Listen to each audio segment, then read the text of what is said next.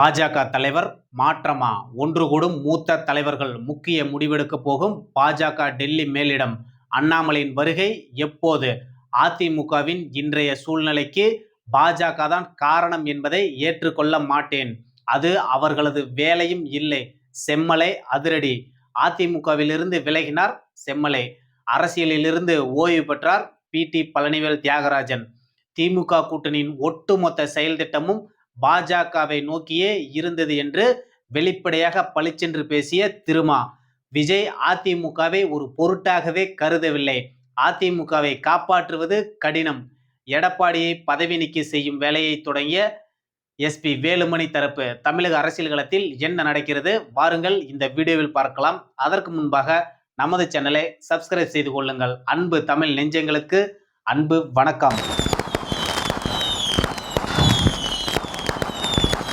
தமிழக அரசியல் களத்தில் ஒவ்வொரு நாளும் பரபரப்பு அதிகரிச்சுக்கிட்டே இருக்குங்கிறத நம்ம சொல்லணும். ஏன்னா ஒவ்வொரு நாளும் ஒவ்வொரு விதமான புதுவான பரபரப்பு நடந்துகிட்டே இருக்குது. இன்னைக்கு கூட திமுகவுடைய PTR அவர்கள் பொது வாழ்க்கையிலிருந்து ஓய்வு பெறன்னு சொல்லி அறிக்கையை கொடுத்துட்டாரு.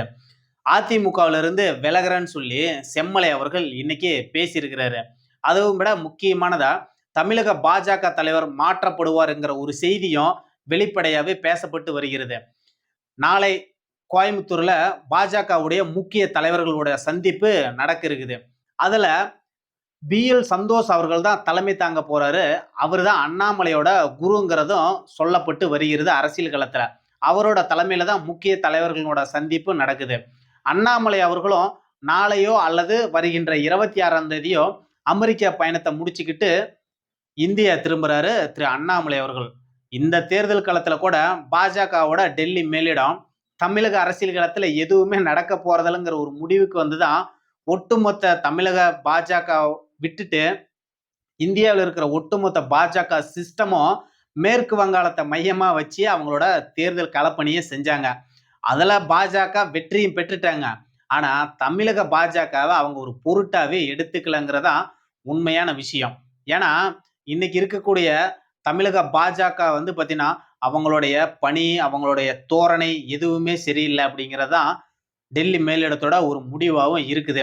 அதில் இன்னைக்கு இருக்கக்கூடிய தமிழக பாஜகவில் தான் இப்போதான் கேமே ஸ்டார்ட் ஆகுது அப்படிங்கிறதான் வெளிப்படையான விஷயமே. ஏன்னா டெல்லி மேலிடம் இப்போதான் தமிழக பாஜகவில் கவனம் செலுத்த தொடங்கி இருக்கிறாங்க. ஏன்னா திரு அண்ணாமலை அவர்களும் பாஜகவை விட்டு பின்வாங்க போறதில்லைங்கிற ஒரு முடிவோட தான் இருக்கிறாரு. நேரடியாக களத்துல விஜயை எதிர்க்கணுங்கிற ஒரு முடிவோட தான் அண்ணாமலை அவர்களும் இப்ப இருக்கிறாரு. அதை நோக்கி தான் அவரது பயணமும் ஏற்கனவே தொடங்கிட்டாரு. அவர் அமெரிக்கால இருந்தாலும் விஜய்க்கு எதிராக பல்வேறு விஷயங்களை அவர் சமூக வலைதளங்களை பதிவிட்டுக்கிட்டே இருக்கிறாரு. நிச்சயமா அண்ணாமலை விசஸ் விஜய்ங்கிற ஒரு களம்தான் மாறுங்கிறது தான் யதார்த்தமான ஒரு உண்மையாகவும் இப்ப இருக்கவும் போகுது. அதை விட இன்னைக்கு அதிமுக நடக்கக்கூடிய ஒரு சில சம்பவங்கள் எதிர்மறையாகவும் போகுது. ஏன்னா இன்னைக்கு அதிமுக நடக்கிற சம்பவத்துக்கு பின்னாடி அண்ணாமலையும் பாஜகவும் தான் இடம்பெற்று இருக்காங்கன்னு சொல்லி பலதரப்பட்ட பத்திரிகையாளர்கள் கூட வெளிப்படையா பேசுறாங்க.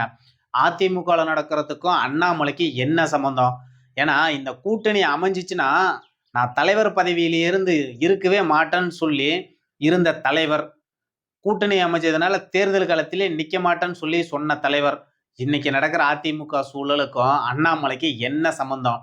எப்படி எல்லாம் பாருங்க அண்ணாமலையை அதிமுகவோட கோர்க்கிறாங்க. அண்ணாமலையுடைய பெயரை கெடுக்கிறதுக்காகவே ஒரு கூட்டம் தமிழக அரசியல் களத்துல வேலை செஞ்சிட்டு இருக்குதுங்கிறது தான் உண்மையான விஷயம். அது அண்ணாமலை அவர்களும் புரிஞ்சுக்கிட்டாரு. கோயம்புத்தூர்ல முக்கியமான தலைவர்கள் எல்லாமே கூட போறாங்க. ஒருவேளை திரு நயினார் நாகேந்திரன் அவர்கள் பதவியிலிருந்து விலக்கப்பட்டாலோ அல்லது அவராகவே விலகினாலோ அவருக்கு உண்டான ஒரு முக்கியத்துவம் கொடுக்க வேண்டும் என்பதுதான் நயினார் தரப்பினுடைய எண்ணமாகவும் இருக்குது.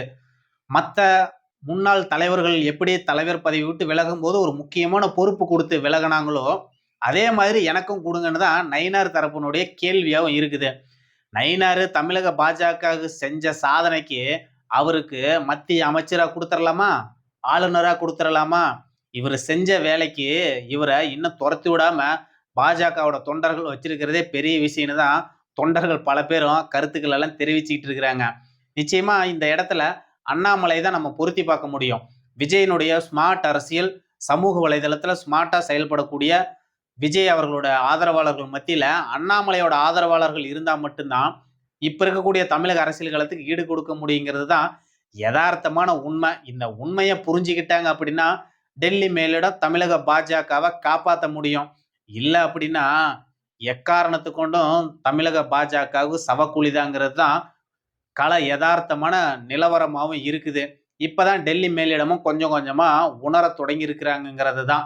ஏன்னா தேர்தல் முடிவை பார்த்து பாஜகவோட ஆதரவாளர்கள், அண்ணாமலையோட ஆதரவாளர்கள், அண்ணாமலைக்கு வெளிப்படையாக ஆதரவு தெரிவித்த பல பத்திரிகையாளர்கள், ஊடகங்கள் எல்லாமே கூட இன்னைக்கு பாஜகவோட இந்த தோல்வியை கண்டு வெளிப்படையாவே படு குசியா தான் செயல்பட்டுக்கிட்டு இருக்கிறாங்கிறதான். அண்ணாமலைக்கு எதிராக வேலை செஞ்ச பல ஆதரவாளர்களும் இன்னைக்கு அதிமுகவோட நிலைமையும் பார்த்து படு ஜோரா இருக்கிறாங்கிறது தான் உண்மையான நிலவரமா இருக்குது. அதுதான் சமூக வலைதளத்திலையும் உன்னால நான் கெட்டேன், என்னால நீ கெட்டேன்னு சொல்லி பாஜகவும் கெட்டு போச்சு, அதிமுகவும் கெட்டு போச்சு. ஆனா அதிமுக கெட்டது மட்டும் இல்லாம இன்னைக்கு எடப்பாடிக்கு எதிரா பல தலைவர்கள் ஒன்று கூடிட்டாங்க. எடப்பாடியை பதவி நீக்கம் செய்யக்கூடிய வேலையில எஸ்பி வேலுமணி தரப்பு, சி.வி. சண்முகம், விஜயபாஸ்கர் இவங்க எல்லாமே ஒண்ணு கூடி தமிழ்நாட்டில் இருக்கிற ஒட்டுமொத்த அதிமுகவோட பொதுக்குழு உறுப்பினர் 1800 பேத்துல 1000 பேத்துக்கிட்ட கையெழுத்து வாங்கிட்டாங்க. அது இன்னும் ஒரு நாள் 2 நாள்லயோ தேர்தல் கமிஷனுக்கிட்டயோ அல்லது எடப்பாடி தரப்புக்கிட்டயோ ஒப்படைக்க போறாங்களாமா, பொதுக்குழுவை கூட்டணும்னு சொல்லி. அந்த பொதுக்குழுல தான் அதிமுகவோட பஞ்சாயத்தும் தொடங்க போகுதுங்கிறதான். எடப்பாடி யாரெல்லாம் காலி பண்ணிட்டு அந்த இடத்துக்கு வந்தாரு, இன்னைக்கு அவரை காலி பண்றதுக்கு ஒரு கூட்டம் வெளிப்படையாவே களத்துல வேலை செஞ்சிட்டு இருக்குது. எடப்பாடியோட ஆதரவாளர் இருந்த செம்மலை அவர்கள் இன்னைக்கு திடீர்னு அதிமுகவுல இருந்து விலகிட்டாரு. அவர் விலகினது மட்டும் இல்லாம போனதுதான் போச்சு, எஞ்சி இருக்கிறதாவது மிஞ்சுமான்னு பார்த்தா அதுவும் இருக்காது போல. அதிமுகவை காப்பாத்தணும் அப்படின்னா எல்லாரும் ஒத்துமையா இருந்தாதான் காப்பாற்ற முடியும். ஆனா இன்னைக்கு இருக்கிற தலைவர்களுக்கு ரொம்ப அதிகமா ஈகோனாலேயே இன்னைக்கு அதிமுகவை சீரழிச்சிட்டு இருக்கிறாங்கன்னு செம்மலை அவர்கள் பேசினாரு. நான் எம்ஜிஆர் காலத்துல இருந்து அரசியல் இருக்கிறேன். எனக்கு எம்ஜிஆர், அம்மா அவங்க எல்லாமே பல பதவிகள், பொறுப்புகள் எல்லாமே கொடுத்து அழகு பார்த்தாங்க. ஆனா அவங்களோட மறைவுக்கு பிறகு என்னை யாருமே எல்லாரும் சேர்ந்து என்னை புறக்கணிச்சாங்க. இது நான் இன்னைக்கு அதிமுகவுல இருந்து விலகிறது எம்ஜிஆர், புரட்சி தலைவி அம்மா அவர்களுடைய ஆன்மா கிட்ட நான் மன்னிப்பு கேட்கிறேன்னு சொல்லி அவர் பேசினாரு. இப்ப இருக்கக்கூடிய சூழலுக்கு பாத்தீங்கன்னா விஜய் அவர்கள் அதிமுகவை தேர்தல் காலத்திலையும் சரி அல்லது தேர்தல் முடிஞ்சதுக்கு அப்புறமும் அதிமுகவை அவர் ஒரு பொருட்டாவே மதிக்கவே மாட்டேங்கிறாரு. இப்ப இருக்கிற சூழ்நிலைக்கு அதிமுகவை காப்பாத்துறதே கடினமா தான் இருக்குன்னு செம்மலை அவர்கள் இன்னைக்கு பேசினாரு. அது மட்டும் இல்லாம இன்னைக்கு எடப்பாடிக்கு ஆதரவான தலைவர்களும் எதிர்ப்பான இருக்கிற தலைவர்கள் எல்லாத்தையும் ஒன்னா கூடி ஆலோசிக்கணுங்க. ஆலோசித்து தான் ஒரு முடிவு எடுக்கணும். அப்பதான் கட்சியினுடைய அடுத்த கட்ட நடவடிக்கை கட்சியினுடைய வளர்ச்சிக்கு பயன்படும்.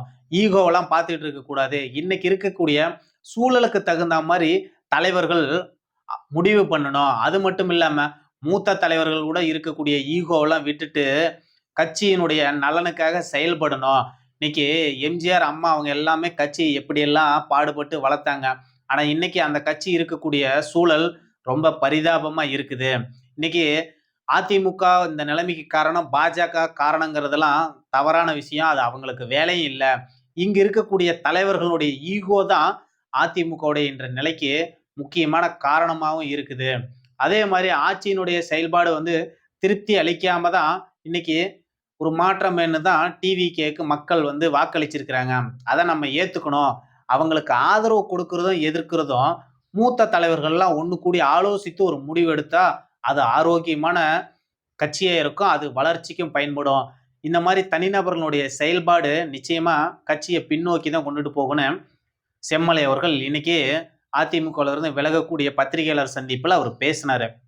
அதை விட முக்கியமா திமுகவிலே இருக்கக்கூடிய ஒரு நல்ல மனிதர், ஒரு ஆன்மீகவாதின்னு பல கட்சி முக்கிய தலைவர்களால புகழப்படும், எதிர்பார்க்கப்படக்கூடிய ஒரு தலைவர்னா அது பி.டி. பழனிவேல் தியாகராஜன் தான். ஏன்னா கடந்த காலத்துல திமுகவுல நிதியமைச்சரா இருந்தாரு. அவர் வெளிப்படையாவே மருமகனும் மகனும் 30,000 கோடி சம்பாரிச்சு வச்சுக்கிட்டு அவங்க என்ன பண்றதுன்னு தெரியாம இருக்காங்க அப்படின்னு சொல்லி ஒரு ஆடியோ தான் வந்துச்சு. அதையும் நம்ம அண்ணாமலை அவர்கள் தான் வெளியிட்டாரு. உடனே அவரை சம்பந்தமே இல்லாத ஒரு துறையில தூக்கி போட்டு அடுத்த 3 வருஷமும் அவர் டம்மி அமைச்சராகவே வச்சிட்டு இருந்தாங்க திமுகவுடைய மேல்மட்டம். இவரு இன்னைக்கு திடுதிப்புன்னு நான் பொது வாழ்வுல இருந்தே நான் ஓய்வு பெற போறேன் அப்படின்னு சொல்லி ஒரு அறிக்கையை வெளியிட்டுட்டாரு. வாக்குக்கு ஓட்டு குடுக்காத ஒரு வேட்பாளர்கிட்ட நான் தோத்தது எனக்கு பெரும் மகிழ்ச்சி தான் அப்படின்னு சொல்லி பிடிஆர் அவர்கள் வெளிப்படையாவே அவரோட தோல்விய ஒப்புக்கிட்டாரு. ஏன்னா, எனக்கு தனிப்பட்ட விஷயங்கள், தனிப்பட்ட வாழ்க்கைக்காக நான் ஓய்வு பெற போறேன். எனக்கு பல கல்வி நிறுவனங்கள்ல இருந்தும், வெளிநாட்டுகள்ல இருந்தும் சிறப்பு அழைப்பாளரா பங்கேற்கிறதுக்கு வாய்ப்புகள் வந்துகிட்டே இருக்குது. நான் பொது வாழ்க்கையில இருந்ததுனால தான் அந்த வாய்ப்புகள் எல்லாம் நான் மறுதலிச்சுட்டேன். இனிமேலுக்கு என்னுடைய தனிப்பட்ட வாழ்க்கைக்காக அடுத்து சில ஆண்டுகளுக்கு பார்த்தீங்கன்னா, என்னோட பயணத்த நான் கொடுக்கிறேன் அப்படின்னு சொல்லி பிடிஆர் வெளிப்படையாகவே சொல்லிட்டு இன்னைக்கு விலகிட்டாரு. அதுவும் இல்லாம இன்னைக்கு மு.க. ஸ்டாலின் அவர்கள் தஞ்சாவூர்ல ஒரு நிகழ்ச்சியில, இப்ப நடக்கக்கூடிய ஆட்சியே திமுகவோட ஆட்சி தான் அப்படின்னு அவர் பேசுறாரு. எங்களுக்கும் அது சந்தேகமா தான் இருக்குது. திமுகவோட 2 வெர்ஷனா இருக்குமோங்கிறது தான். அதுவும் இல்லாம இது Instagram ஆட்சி, குழந்தைகள வச்சு பிளாக்மெயில் செஞ்சு வாக்குகள வாங்கி இன்னைக்கு இவங்க ஆட்சி நடத்துறாங்க. இந்த ஆட்சி நிலைக்காது. நாங்க தோல்விய கண்டுலாம் வருத்தப்பட மாட்டோம். அதே மாரி இந்த தோல்விய கண்டு நிர்வாகிகள் வருத்தப்படவே கூடாது அப்படின்னு அவரே ரொம்ப வருத்தத்தோட தான் இன்னைக்கு பேசினாரு. அது மட்டும் இல்லாம, நாங்க ஃபீனிக்ஸ் பறவை மாரி நாங்க நிச்சயமா தேர்தல் காலத்துல மீண்டு வருவோம். பொறுத்திருந்து பாருங்க. நம்ம அதற்கு அடுத்து செய்யக்கூடிய வேலைகள், பணிகள திமுகவுடைய நிர்வாகிகள் எல்லாம் தொடங்கணும். இந்த தோல்விய கண்டுலாம் திமுக அஞ்சாது அப்படின்னு சொல்லிலாம் ஸ்டாலின் அவர்கள் வருத்தத்தோட பேசினாலும், நிச்சயமா களத்துல திமுக ஒரு ஆகச்சிறந்த எதிர்க்கட்சியா தான் செயல்படுங்கிறது தான். விஜய்க்கு திமுகங்கிற ஒரு எதிர்க்கட்சியும் சமாளிக்கணும். மற்றொரு பக்கம் அண்ணாமலைங்கிற ஒரு அரசியல் வேங்கையும் அவரு சமாளிக்க வேண்டிய வேலையும் அவருக்கு காத்துக்கிட்டு இருக்குது. பார்ப்போம், பொறுத்திருந்து பார்ப்போம். அரசியல் களத்துல என்ன நடக்க போகுதுங்கிறது. தமிழக பாஜகவில் மாற்றம் நிகழுமா? திமுகவில் அடுத்தது கட்டமைப்பை மாற்றக்கூடிய வேலையை அவர்கள் தொடங்குவார்களா? அதிமுகவின் நிலை என்னவாகுங்கிறத பொறுத்திருந்து பார்ப்போம். நன்றி, வணக்கம்.